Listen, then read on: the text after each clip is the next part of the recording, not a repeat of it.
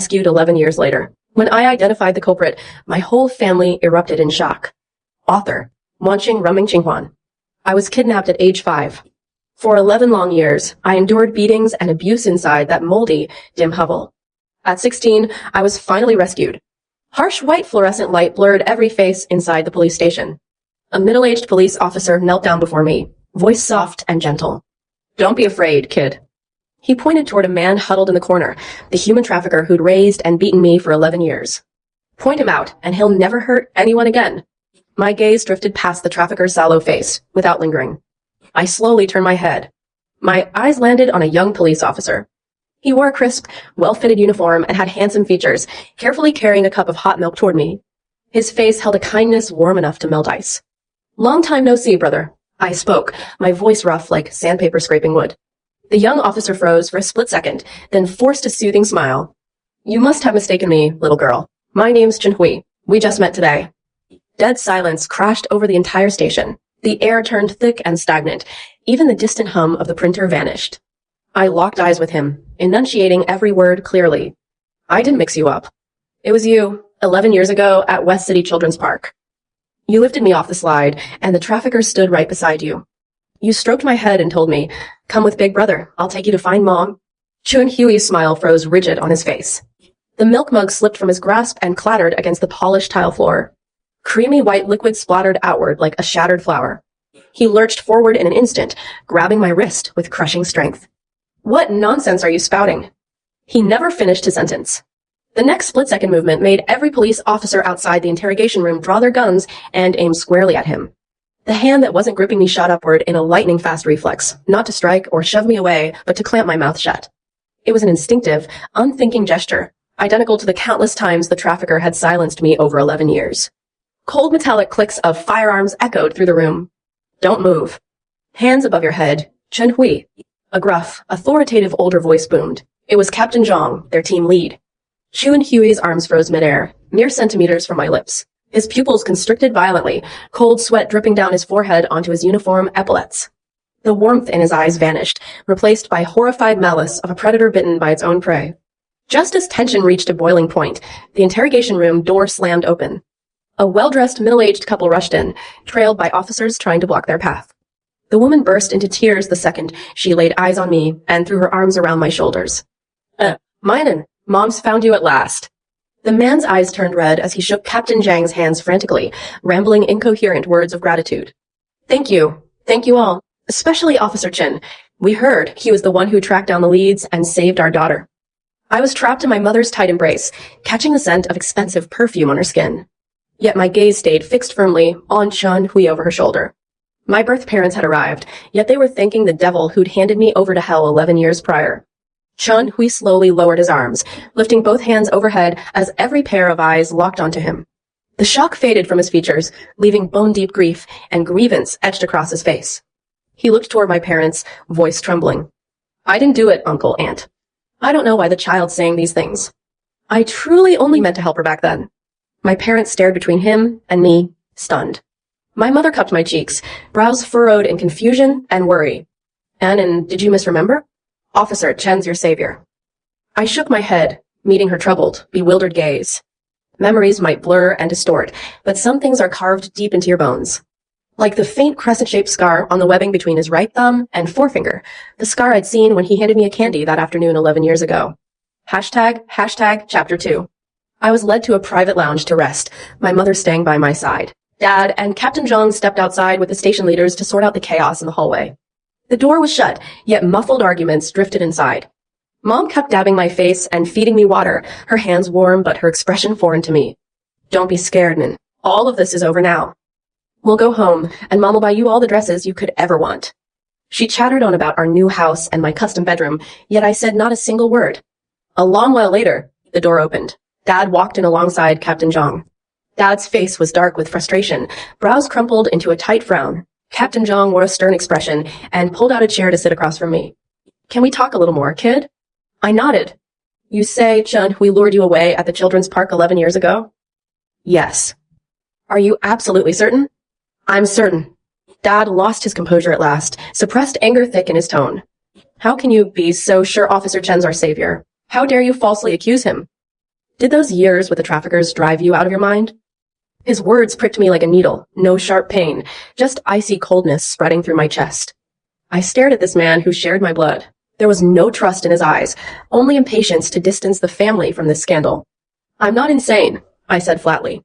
Captain Zhang held up a hand to quiet my father and pressed on. Besides what you've told us, do you have any other details or evidence? Yes. I closed my eyes, and that afternoon 11 years ago replayed like a movie reel in my mind. He wore a blue short-sleeve shirt printed with a black and white Mickey Mouse graphic on the chest. He gave me a White Rabbit creamy candy. After handing me to the trafficker, the man gave him a roll of cash wrapped in newspaper.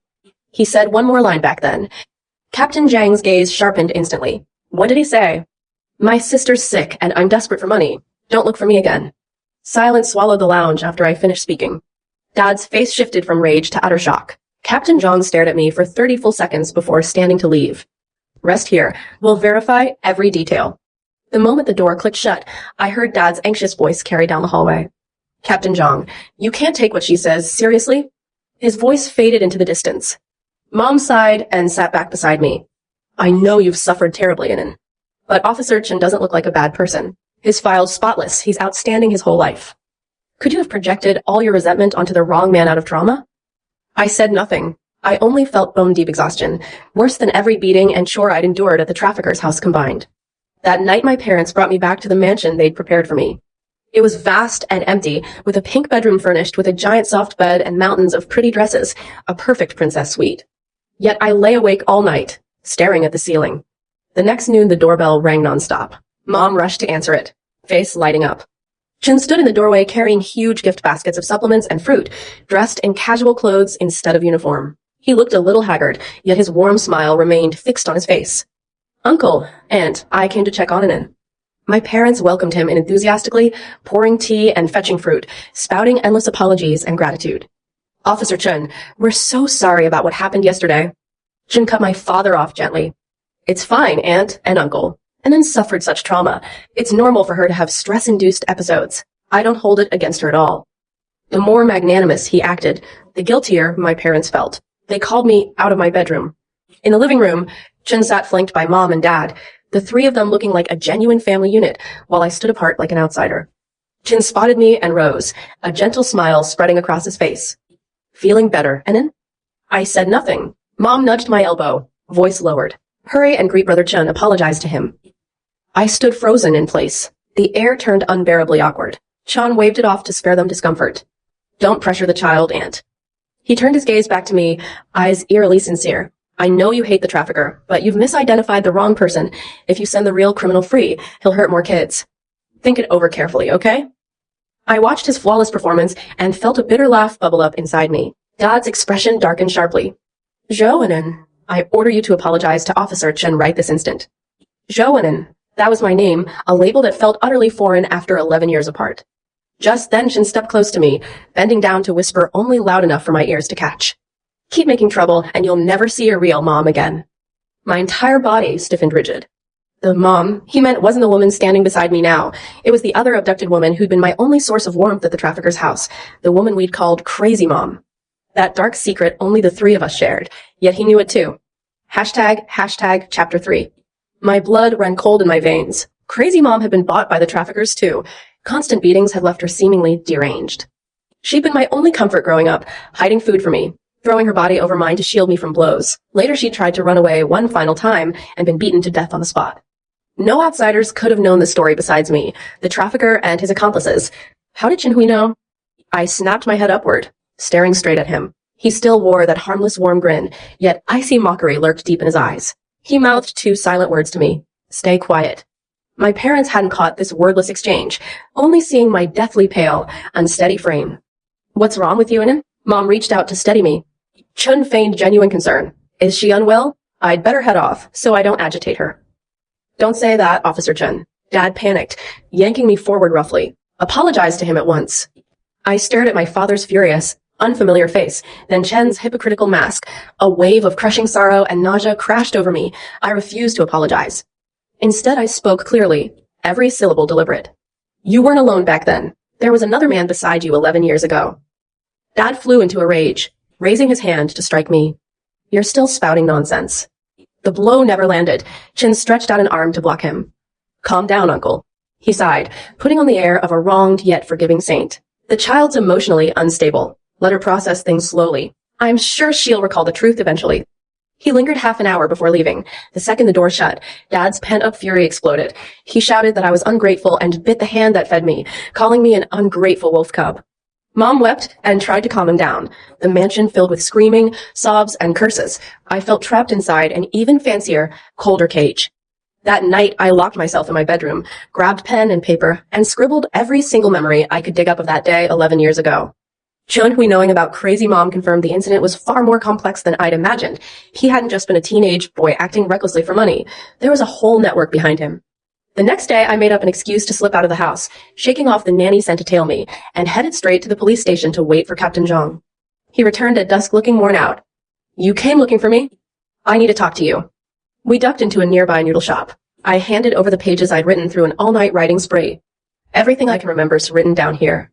Captain read each sheet slowly, the shop bustling with steam and chatter all around me as I shivered from cold dread.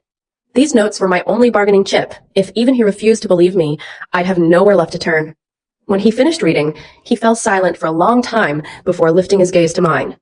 We cross-referenced the physical traits you described for 16-year-old Chun Hui against his high school photos. They matched perfectly.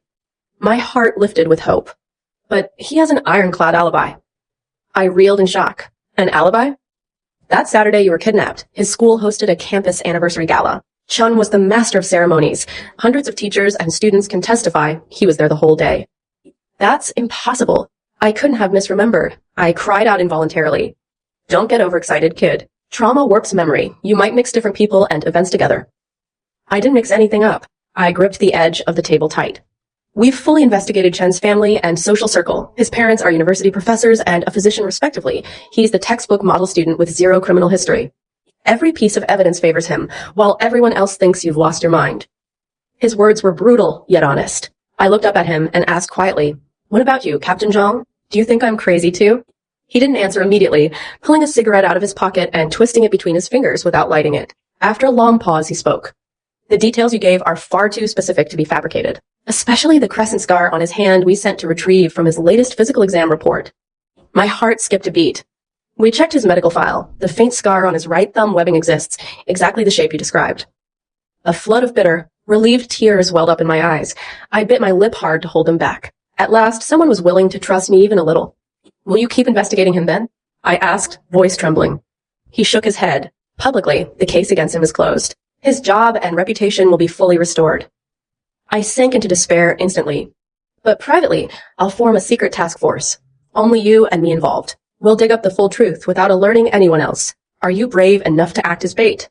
Hashtag chapter 4. The noodle shop steamed thick around us, blurring Captain Zhang's face, yet his words cut through me like an icy key unlocking my final layer of fear. Terror still lingered, but resolve replaced it. I'm brave enough. He nodded solemnly. The plan's simple. From now on, act like a traumatized girl broken by everyone's disbelief. Make Chun Hui and your parents fully convinced your accusation was nothing but delirious ramblings. He's arrogant. He planned and pulled off the whole scheme at 16 and escaped scot-free, even joining the police force. Deep down, he's supremely conceited. He'll enjoy this cat and mouse game and try to crush you completely to force your submission. That's his weakness, our opening. Go home and don't say a word. Wait for him to make his next move. He handed me an old feature phone with only his number saved for confidential text updates. I slipped it into my pocket and returned to the mansion. The atmosphere inside had shifted drastically the second I stepped through the door. Mom hummed while arranging flowers. Dad read financial news on the sofa. She greeted me with bright relief. Great news. The station just called your father. They've cleared up the misunderstanding. Officer Chen's innocent. Dad softened his tone too. We almost wronged a good man. You owe him a sincere apology, Enin. I hung my head without reply, playing the role of a guilty, defeated girl just as we'd agreed. Mom sighed and stroked my hair. I already spoke to Chin. He's so magnanimous, he doesn't hold it against you. He wants to treat our whole family to dinner to help you heal properly this weekend. Dad cut in immediately, insisting we host a grand thank you banquet at the city's top hotel instead, swearing to publicly express gratitude in front of all relatives and business associates, and forced me to toast and apologize to Chin on stage.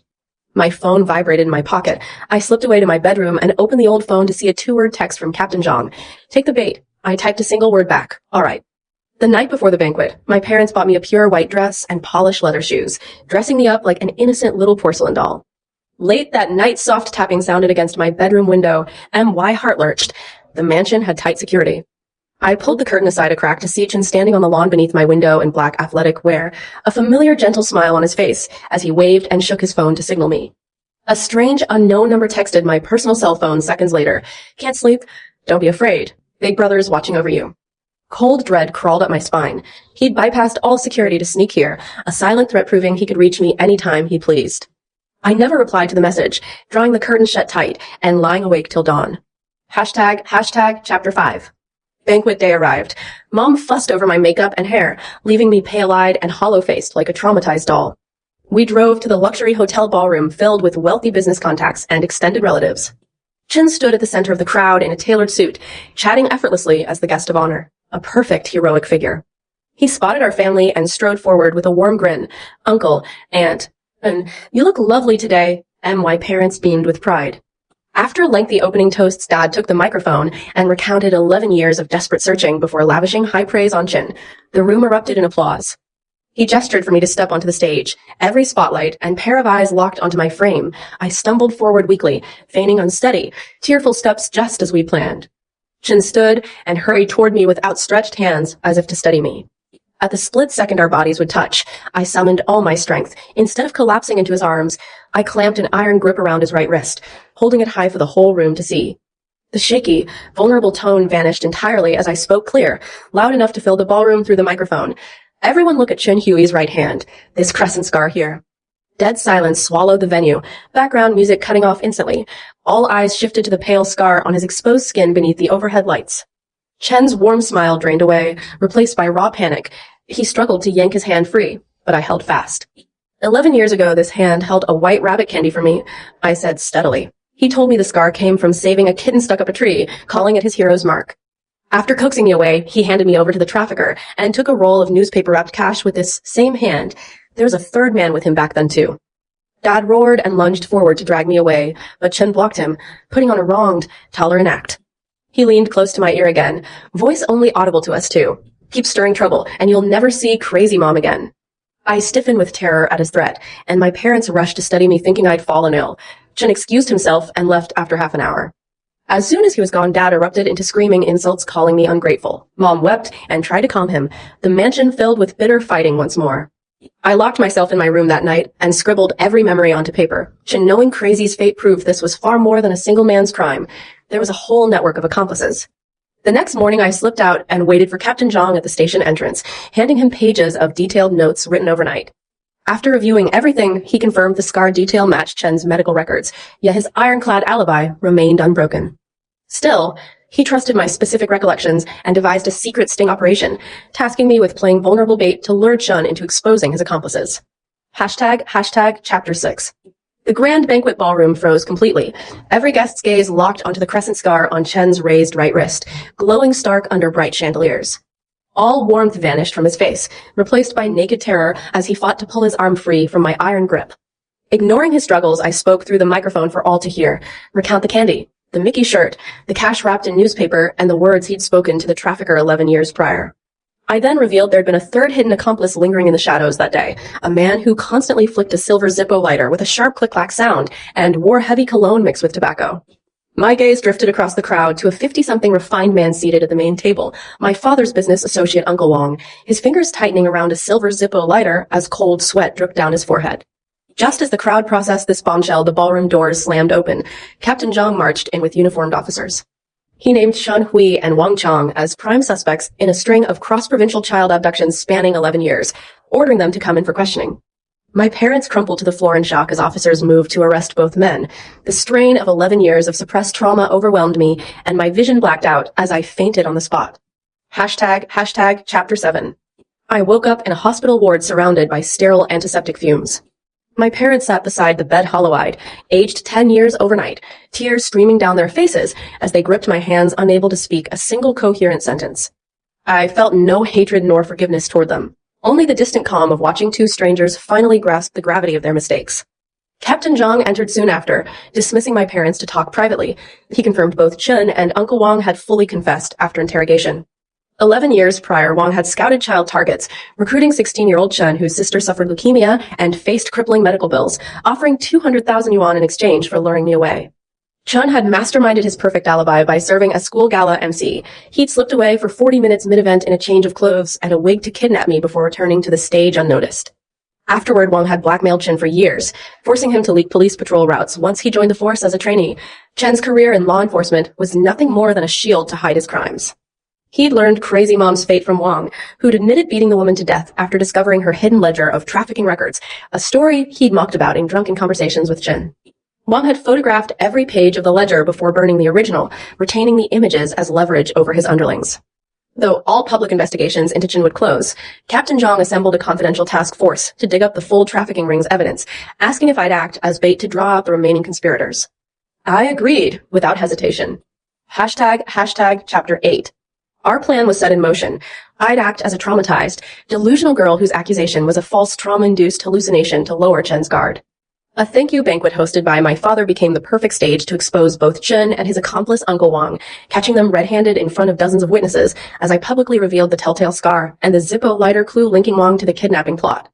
Once both key figures were detained, police recovered Wang's phone containing photos of the trafficking ledger, launching a nationwide manhunt that dismantled the years-long cross-provincial abduction syndicate ring by ring. Chen received a life sentence for child trafficking and conspiracy. Uncle Wang faced the death penalty for multiple counts of abduction and manslaughter of Crazy Mom. My father's business collapsed from association with a criminal network, the mansion seized for asset review as authorities dug into his ties to Wang's illegal operations. My parents' superficial remorse could never mend the 11 years of agony I'd endured, trapped between a ruthless trafficking gang and a family blind to the truth until the very last public reckoning at the banquet. After recovering in hospital, I chose to restart my life independently, refusing to move back into the empty mansion that never felt like home, focusing on rebuilding my identity outside the shadow of the kidnapping trauma and the broken ties with my birth family. Captain Zhang remained my trusted confidant, updating me on the ring's dismantlement as more abducted children were recovered across multiple provinces, each family reunited thanks to the evidence I'd risked everything to expose at the banquet that night.